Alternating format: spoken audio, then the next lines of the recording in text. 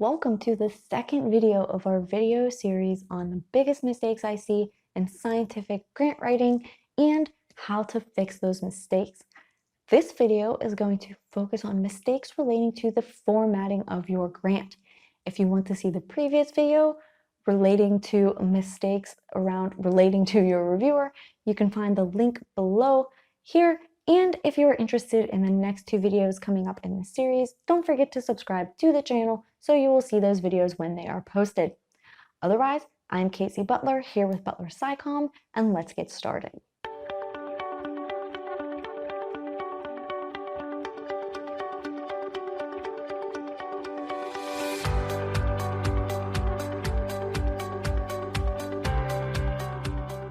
The first formatting-based mistake for writing your grant proposal. I'm going to show you here two different screenshots of grant proposals. And I know they're zoomed out, I know they're really tiny, but look at them and see if there's one that you know already right now is the one you would prefer to be reading. Hopefully everybody picked proposal B, and the reason for that is hopefully obvious for you, even from this very zoomed out position. This second proposal here has a lot more going on, a lot more things that are drawing your eye, and a lot fewer, if any, pages that are just solid blocks of text. So here, this is what we want. This is what we want to do. We want to make something that is visually interesting to a reader, that draws their attention to the key parts of the proposal, the things that we want them to know, and we want to avoid having any page that they turn the page and it's a solid block of text that just gives them that sinking feeling in their stomach of, oh no, I have to read this, okay? I have a feeling everybody here knows what I'm talking about. So how we are going to fix this, we are going to use formatting to make our grant visually interesting. Things I want you to think about here, I want you to think about headings. Break stuff up into subheadings.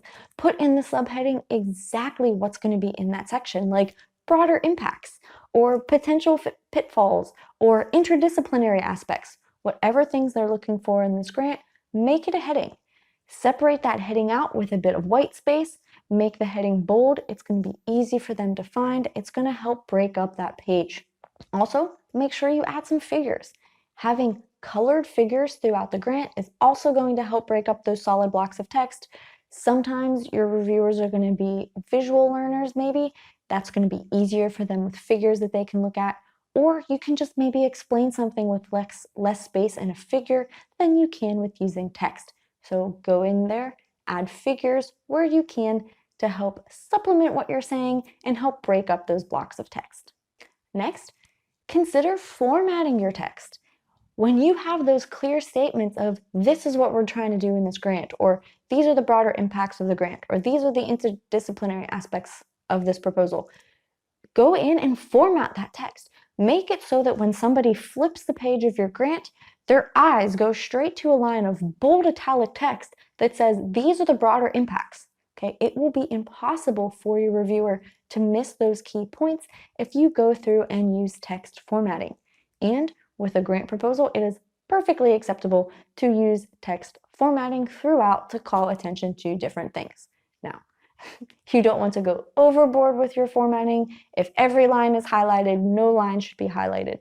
But those key lines that are stating exactly what you're doing in the grant, or a key problem that you're trying to solve, or a key broader impact, or actually a key anything that they're specifically looking for that is stated in the call of the grant, feel free to go through and apply some text formatting. Another thing that I know is still text formatting, but I want to draw specific attention to it so you know it is okay. You are allowed to change the color of the font as well, or use colored highlighting. So this is something that you want to be very sparing with, but when you have those very key points, those things that you absolutely don't want something to miss, do feel free to go in and use colored highlighting or change the text color to, I sometimes use a darkish blue. It's still a dark color, but it stands out from the rest of the black text, and it is much easier to see. Your eyes go straight to it. It's the first thing you read on a page, and it's going to make those points stand out and be clear for your reader. So to help fix this first mistake of grants that are just kind of unreadable, go in, use formatting, be creative with this, and break up those chunks of text to make this something that draws the eye through the document, makes it easy to read, and essentially avoids giving somebody that feeling of dread when they turn to a page and see a solid block of text. So I just ended the last point on it, but this next point that I'm going to cover here, this next mistake, is having pages that are solid blocks of text. Okay, so this is something I'm just going to have you avoid entirely. Okay, the way to fix this, like I showed you at the beginning of this video, you can go to the print preview function in Word and zoom out so you can see all the pages together and just look at it and see which pages you know already you do not want to read, okay? These are going to be those pages that are solid blocks of text with not much formatting in there. We're going to eliminate all of those. Every single page of your grant needs to have some kind of formatting. It needs to have a picture. It needs to have a white blank line that moves on to the next line. It needs to have a line of text that is bold. It needs to have headings that are bold. Every single page needs to have something here, something that is catching the reader's eye, something that is drawing their attention to it, okay? And definitely play with this with each page, because as somebody turns a page, as somebody even scrolls down a page reading it on their computer, it's going to be the same. Your attention goes to those key highlighted, formatted points. Draw their attention there. Don't let them turn to a page and go, oh no, what do I have to read? Okay? Help your reviewer out here and break up all pages of solid text. The next mistake about formatting is grants that have no or almost no figures. So here, figures can really do a lot for your grant, and having no figures to optimize the amount of space that you're allowed to have in the grant is never a good idea. In fact, some grants are actually starting to counteract this a little bit by not only giving you a page limit, but also giving you a character limit, such that if you have no figures in your grant, you're not going to be able to use the maximum amount of pages anyway. So here, you want to go through and put in figures. You can use figures to help you illustrate multiple different things about your grant, such as you can start off your grant by giving a figure of how all of your different aims or research objectives fit together. You can give an overall picture of the project in a figure. You can highlight your key plans or your key experiments using flowcharts or diagrams or cartoon-like illustrations that are going to show the step-by-step process of what you're going to go through or what you're going to work through in this grant. You can have figures that show how a key technology will function once it is developed. You can and should have some figures for your preliminary results that you will include in this proposal. And something that a lot of people don't think about, but it's a kind of cool idea, you can have a figure to show what something would look like if your grant was to work how you expected it would. Okay, so what might a positive result look like, or what might having this new technology look like, or something like that. Okay, so it's a good way to think of adding another or more figures into your grant. I do know that adding figures to the grants can be a bit tricky sometimes. This is something that bothers a lot of people, or people struggle with, especially in Word. But it doesn't have to actually be very hard. I don't think it's very hard working with pictures in Word, so I have an extra video on inserting figures into Word with my preferred method. You can find the link in the description of this video here. Sticking with our theme of figures then, the next mistake is including figures that need to be studied in depth. And so this is where having that bit of a mindset shift between a grant proposal and a paper can come in handy. I have a video about that as well, linked here if you are interested in that mindset shift. But with a paper where we're trying to convey a lot of detailed scientific information, our figures are going to look how people tend to imagine figures look in scientific writing. Whereas with our proposal here, we want to make things really easy for the reader to digest. We don't want them to have to sit and study our proposal. So here, we want to make our figures a little bit more informative and a little bit more interactive. We want to think a bit like cartoons, actually.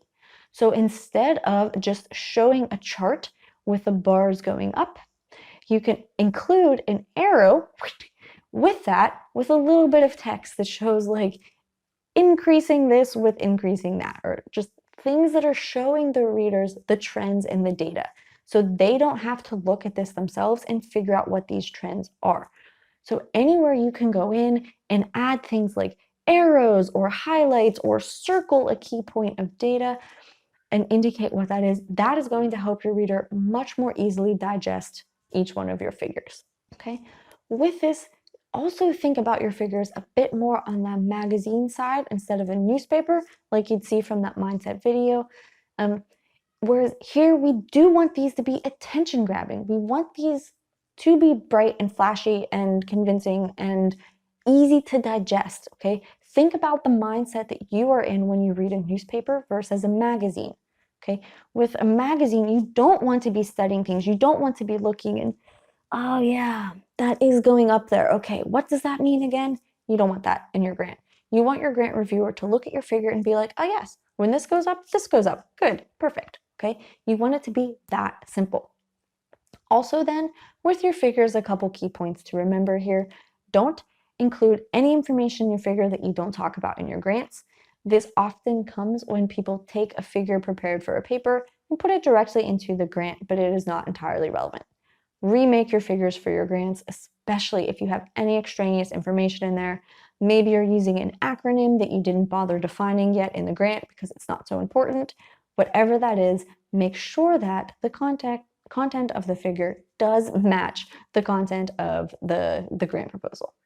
So, next mistake, forgetting that you are allowed to have and encouraged to have paragraphs that are not just plain text. So I've already sort of talked about it with a couple of the different points here, but this is important enough to make its own specific point here. I often see in grants tons of paragraphs that have absolutely no formatting whatsoever within the paragraph itself. But that is a missed opportunity because you are absolutely allowed to use bold and italics and colors and highlights and spacing in your grant proposals. So use them, okay? If you have a list of things in a grant, you can bold the key term in each list, and it makes those key terms stand out. Like I've already mentioned before, if you have a key point that you want to convey, you can make that whole sentence bold or make the text colored or something like that. Within your paragraphs, make sure that those key points are easy to find. This makes an enormous difference in how much the reader is able to retain in their head after reading your grant proposal. So try to not have plain unformatted chunks of text. Where possible, go through and be like, hey, are there key points I can highlight here in some ways? Can I make something stand out a little bit more here? What can I do to make this key point unmissable? Okay, don't get stuck thinking that you need to have plain text. Definitely feel free to experiment with formatting within the text of each paragraph. Next mistake, keeping the sections that the grant proposal recommends without breaking up any of that long text within those sections. So this is going to be things like the introduction or the state of the art, where a tendency tends to be to just write a long introduction like you would for a research paper. Whereas again, remember with your grant, this is yours. You have a lot more space to play with this formatting. Break up that introduction into key points. In that introduction, have subheadings. And these subheadings don't need to be as scientific as your research paper. These subheadings can be casual, conversational, and give the reader an exact idea of what's going to be in that section. These subheadings can be things like, what is the current state of XYZ testing? Or current state of the art in XYZ testing. Splitting things into subheadings like this, like I am recommending, does two things. First, it makes it very easy for somebody to skim back through the grant again. They're going to be able to find parts that they're looking for because they are easily labeled and they stand out. The second thing that this does is helps with the readability because it's adding formatting. With every heading, you have an opportunity for more white space, for breaking up sections, for bolded text. And so using headings is really advantageous here. If you're looking at any chunks of text that you have where you have multiple paragraphs in a row with nothing really breaking them up, see if you can divide those into subsections, give them their own clearly explainable heading that has some formatting that also breaks up the text. So formatting is a very underused part of grant writing, and it can make an absolutely enormous difference in the readability of your grant and how easy it is for the reviewer to go and find key information. So go through these mistakes, hopefully find that you're not making any in your grant proposals, but if you are, now hopefully you do know how to fix those. So if you're interested in our previous video, the link is here in the description below. If you want to watch the next two videos, which are going to be on content-based mistakes and detailed-based mistakes in grant proposals, please subscribe to my channel so that you can see those videos when they are posted.